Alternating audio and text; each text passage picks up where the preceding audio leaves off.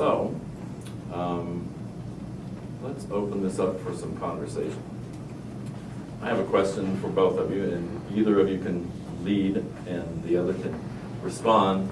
I led earlier. It occurs to me, Rick and Damion, that both believers and non-believers, atheists and non-theists, and theists, all these groups talk about the future in some way or another. Christians talk about heaven or eternal life. And it's often a motivating factor in the way Christians behave. And atheists talk about building a better country. You talked about, how in the pledge is, has an aspirational aspect to it. So, what is the role of the future? And can you see the future as something that is helpful? Can you entertain the possibility that it's detrimental? Are there ways in which a Christian concern for the future or an atheist concern for the future or religious or non-religious concern can be helpful or harmful? I have a friend who's really kind of stingy and refuses to buy expensive meals for himself because he's saving for the future. I feel he should buy more expensive Thai food or whatever. Enjoy life now because you don't know if your will and estate plan will anyway. Probably go to lawyers, so. No, I'm not advocating hedonism. I'm taking a shot at her. I totally missed that. Yes. But he was quick on the... But we do have to balance a concern for the here and now. We got to enjoy ourselves in the here and now, but plan for the future. Because, I want my kids to go to a good college or what have you, whatever it is that you're planning for. For that matter, kids are the perfect example of planning for the future. If you're going to have a family, you're going to have to take a great deal more responsibility, and you're going to have to think about the future too, because you brought these souls into the world, and now you risk sending them to hell if you're not careful about it. So that's an overriding concern, I would think. I don't know, but I assume. So you can't spend the future. Happy medium. Happy medium. Don't borrow troubles from tomorrow, but neither fail to plan for it. Okay. There's got to be a little road there. I hope. Rick? As you're speaking, I remember I was once at a church where I was setting up my retirement, and one of the secretaries of the church said, "Well, why are you wasting that? Because Jesus will come before that." And I was thinking, well, but what if he doesn't? To me, I don't know if this really answers your question, but I feel like part of my job as in my preaching is to lead people to a place of hope for the future, whether it be eternity or here on earth. I think that that one of the greatest things about my relationship with God, and hopefully the folks that I have the privilege of leading, is that we are growing continually in our relationship with Christ. We're growing continually in our understanding and knowledge of God, which leads us and enriches us in that hope. And not that things on earth ever get great for us, and not that we don't get to a point where we don't face problems. I think that's unbiblical. If you look at every character in the Scripture, they face daily problems. But just that we learn how to live with whatever it is we have on earth and live with eternity. And so I guess, as far as is the future detrimental, I hope not, but I have no clue. But I guess I mean, can the role of the future be detrimental to the way, say, a Christian plays out their life?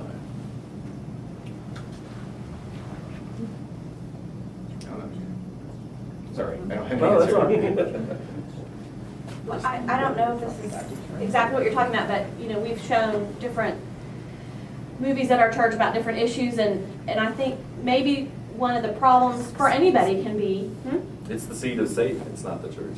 right, wherever we sit, is that And this video is not going anywhere. You is too. that if we allow ourselves to say, I'm not saying anybody in this room, I'm just saying if anyone were to be able to say, you know what, I don't need to worry so much about right now because I'm going to heaven and that's my goal. So I don't need to worry about whether you believe in global warming, it's the earth, or whether you believe in feeding the hungry, or, you know, it's not about now, it's about getting there. So in that respect, I think whoever you are and whatever you believe, if you focus so much in the future that you neglect doing what's good for everybody now, you know what I mean? Like there are people who say, what was the name of the movie that we showed on global warming? Is God green? Is God green? I wasn't really looking at you, I was looking at the thing. Is God green? It was a documentary on different Christian groups' perspective on global warming. And one group said, you know what, we don't need to take care of the earth. We don't need to worry about whether global warming is coming or not because we're not going to be here. I'm talking about a movie, a film. You know, and so why really take care? Why worry about that? Because what I'm worried about is getting to heaven. Or I'm not going to be here. Someone else is going to be here. So I think in that respect, certain groups of people on any kind of issue who are too focused on the future and kind of don't take care of what's going on right now. I don't know those people. It's kind of like what you were saying as far as, or do you? Okay. Yeah. Yeah, I was raised by Do you? I'm sorry. I apologize for those people. Well, I No mean, I need don't to. think it's always, I mean, I don't think anybody has to apologize. I mean, I think Yeah. any person who's guilty of doing that, about any issue, you know, I mean, I just think you need to take care of here too, Right. and not just focus on the future, on any issue. I mean, I think there's all kinds of issues. It doesn't have to be a religious issue or not. So I had a dream the other night, which was that the Oklahoma Atheists and Grace Baptist Fellowship and the UUCC and a few other organizations of a variety of beliefs got together and went on a common project, like maybe did a Habitat for Humanity house. Or the crop walk. Or a crop. Or something like that, you know? And I was thinking, what would that be like? I mean, well, yeah. Would the atheists be afraid that Grace Baptist Fellowship would all be working to convert them? Would the folks from Grace Baptist Fellowship be afraid that all the Grace Fellowship. Yeah, you are kind of hiding that. Grace Fellowship would be afraid that the atheists would try and talk them out of their faith. Could all You're those? right to be afraid of that. Yeah. Could everybody set their differences aside to work on a project together? Well, I don't know how Rick's going to feel about me admitting this, but we have a book club. His church hosts a book club. It's a political book club, and he asked me to attend as his liberal representation, which is, again, I mean, poor Rick choosing me to be. There's a lot of more, you know, people in here that are more qualified to do that. But anyway, we've talked off and on. I've said to him, you know, You're leveling really a lot. UUCC ought to do something with Grace Fellowship. And he's never really answered me, and I'm just like, okay. So finally, last week, he said, you know, Christy, I just don't know if that'll work. He said, I just really, and he was being honest, and I appreciate it. He said, I'm not sure that everybody at my church could come to a social. But we decided that really what it would take is a social action. Right. And that it would be going to do something Right. for the common good, Right. and that we could work on that level. And I apologize, Crop- I didn't crop want that walk, to public yet, habitat. but so it's funny that you had that dream because we've actually had that conversation. Yeah, I just wonder if those and because, you know, the question that kind of arose was, is there anything that all these different people who are supposedly at each other's throat in the public view, is there anything they can cooperate on? Is there some project we can find to make a difference in the community? But you know, we do cooperate when we're not the church. Right, You individual. know, in the community and all kinds of things, when we don't feel the pressure of having to be representing Right. that. I mean, every, you know, my wife and I have done PTA, everything, and we don't ever feel a need to convert anyone. So maybe what we ought to do is all the people from Grace Fellowship show up with t-shirts that say, I'm an atheist, and if you go to Grace Fellowship show, or with Oklahoma Atheists, well, that would be the Unitarians. And then the atheists would show up wearing Grace Fellowship shirts. No, I don't know. Or just randomly assign a person a shirt. Right, right. I'm pretty sure any serious service activity where there's a lot of people, there's going to be very liberal believers, very conservative believers. There's going to be liberal atheists. There's going to be conservative atheists like myself. They're all going to be there doing the Red Cross or whatever it is they're doing together. And probably they're not going to focus on their religious differences. That's not what they're there for that day. They'll talk about the one thing that unites all Oklahomans, and that's Sooner football. Joe, there we have a problem. I know. Joe? Yeah. Got some questions? Yes. Can I say one other thing on that, though? Yeah. I think that might be why we have such the problem of dialogue, is that there's the feeling that for us to get together, we have to stay away from that. Instead of us getting to the place where there can be the respect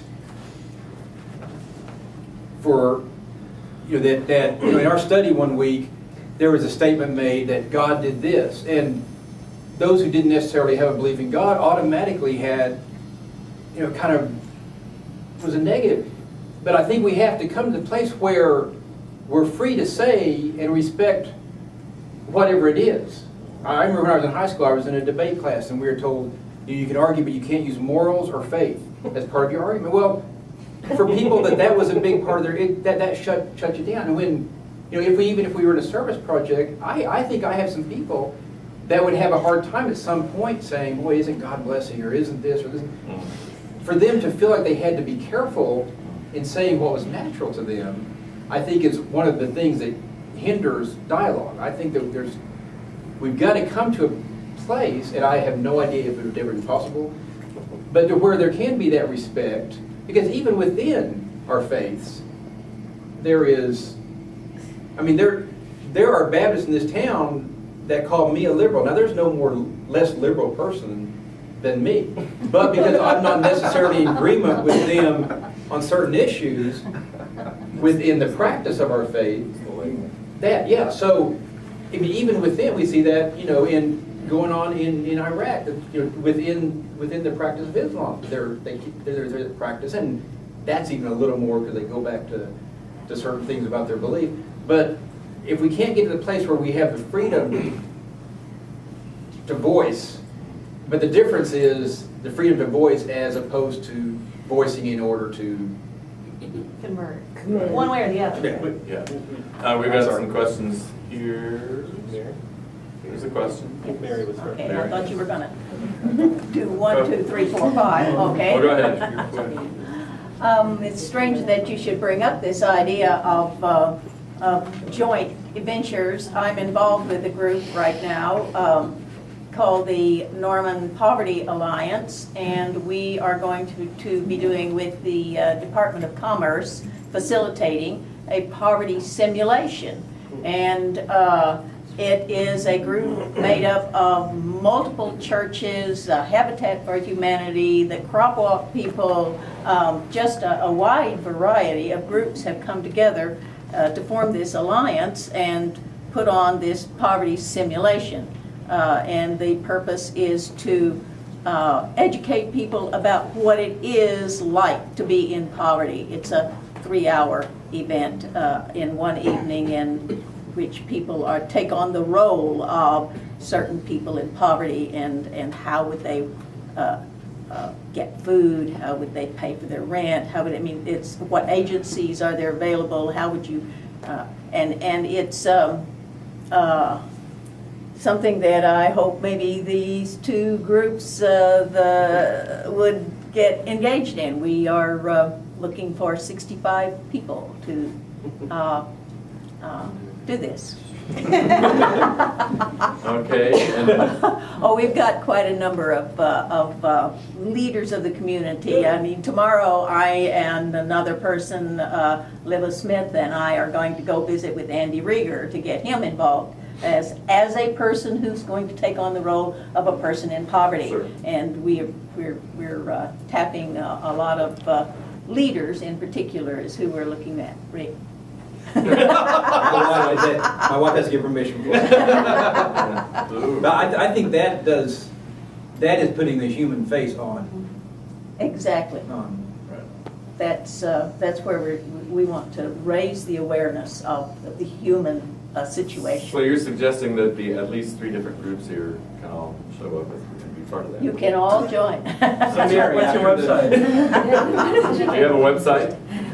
There is no website, but I can bring you flyers. Okay? And read the transcript, because Andy reads the transcript. Ellen? Well, I mean, don't you I mean, there's some models for this. I mean, there's the Israeli-Palestinian youth groups that have gotten together in peace camps, and the Faith Club is the 3 women from a Jewish woman, a Christian woman, and an Islamic woman. I think they came to Oklahoma City and spoke about their book that they have written. And I guess kind of my experience is you worry about, but if we had a joint project, you get to know people as human beings, and then maybe you could have the dialogue, because you wouldn't be so petrified that you might say the wrong thing or hurt somebody's feelings, or that somebody was trying to pull you into their... And I do think those can provide models, although like the Faith Club all assumes some sort of faith. Right, but it's still So a variety. I mean, part of what I think both Rick and Damion were talking about is the need to find a common language, and Right. there doesn't seem to be one. And as Wayne pointed out in the introduction, we've so isolated viewpoints and polarized. Frightening to most people, and somehow he really felt welcome and accepted. And I think that, there are ways to, no matter how different your views are. I think we're talking about methods or events or organizations that can bring people in different groups together, but I think there's 2 different kinds. There's groups that people join and support anonymously, which is, maybe it's an environmental or a social service organization or something like that, and they give their money or they show up at a public meeting.